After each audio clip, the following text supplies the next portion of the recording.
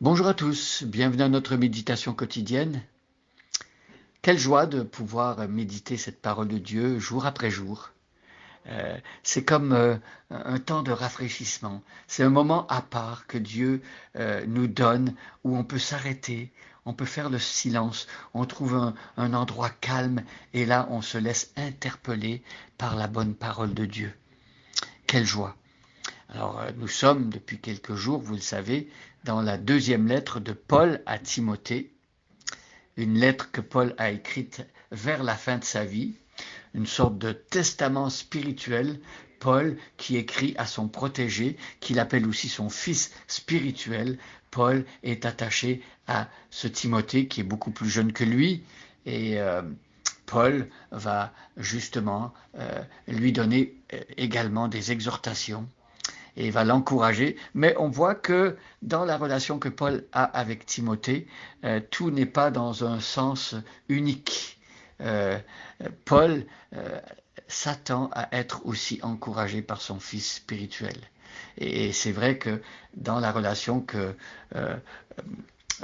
un papa spirituel peut avoir avec son fils spirituel, ça va dans les deux sens.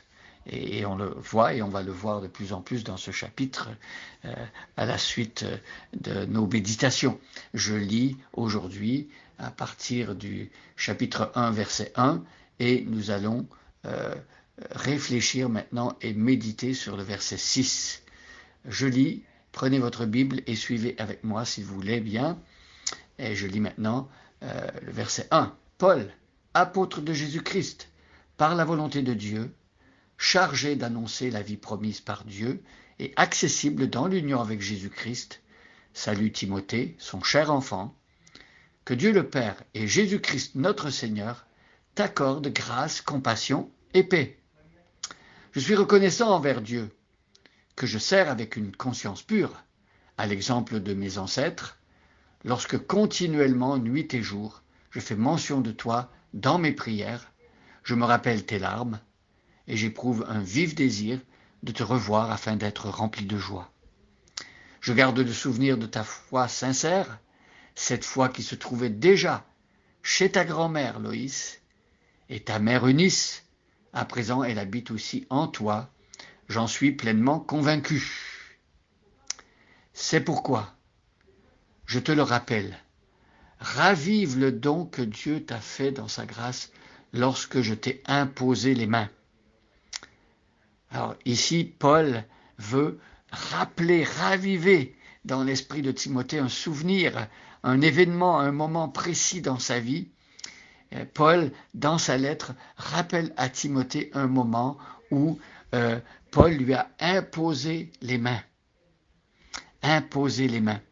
Alors, c'est pas quelque chose de magique. Lorsqu'on impose les mains, eh bien, on s'associe à la personne et dans la prière, on demande une grâce particulière pour cette personne. Ici, Paul avait imposé les mains à Timothée, hein, et c'était au sujet du don que Dieu avait fait dans sa grâce au jeune homme. Dieu avait conféré à Timothée certains dons par rapport peut-être aux responsabilités qu'il allait avoir. Timothée était appelé à être délégué apostolique.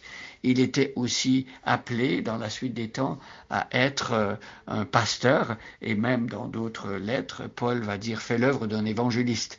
Donc Timothée avait reçu une charge pour être responsable d'église, pour encourager les églises, pour nourrir les chrétiens. Et peut-être que le verset 6 nous laisse sous-entendre que ce don qu'il avait reçu de Dieu, peut-être qu'il était resté en friche.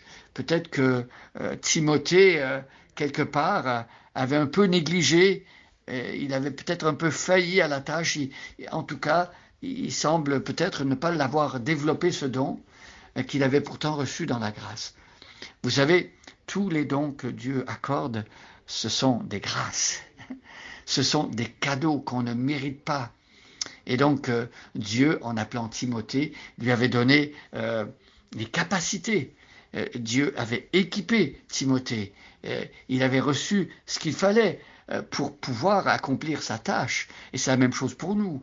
Si Dieu nous appelle à telle ou telle mission, tel ou tel ministère, sachez que Dieu donne toujours ce qu'il faut à une personne pour qu'il accomplisse ce que lui-même a décidé qu'on allait faire. Donc ici, il est question de raviver le don que Dieu t'a fait.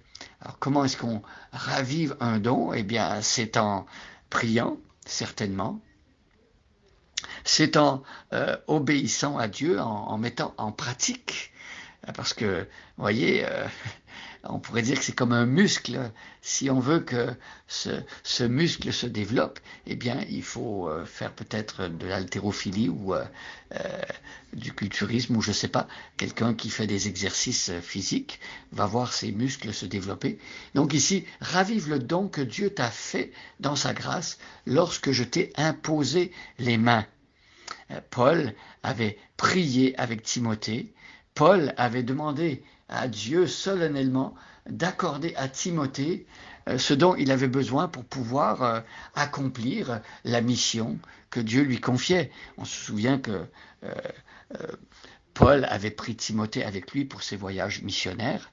Et Paul aussi, comme avec Tite, il avait envoyé Timothée et la responsabilité, c'était de nommer des anciens.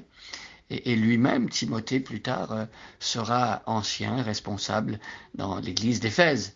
Donc, ici, Paul a besoin d'encourager Timothée. Il a besoin de lui rappeler qu'il a reçu tout l'équipement, qu'il a reçu tout ce qu'il fallait pour pouvoir faire ce que Dieu lui demandait. C'est un petit peu comme lorsque Dieu crée un oiseau, il lui donne un squelette léger, il lui donne des ailes et des plumes, et ensuite l'oiseau, s'il veut apprendre à voler, bien il doit être poussé en dehors du nid et il doit exercer ses ailes et il doit se mettre à voler.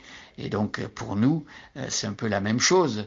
Dieu nous a donné tout ce qui contribue à la vie et la piété, nous dit la deuxième lettre de Pierre au chapitre 1. On a tout reçu de Dieu ce qu'il fallait. Et bien, fort de ce que Dieu nous donne, nous pouvons ensuite aller et vivre la vie que Dieu nous demande.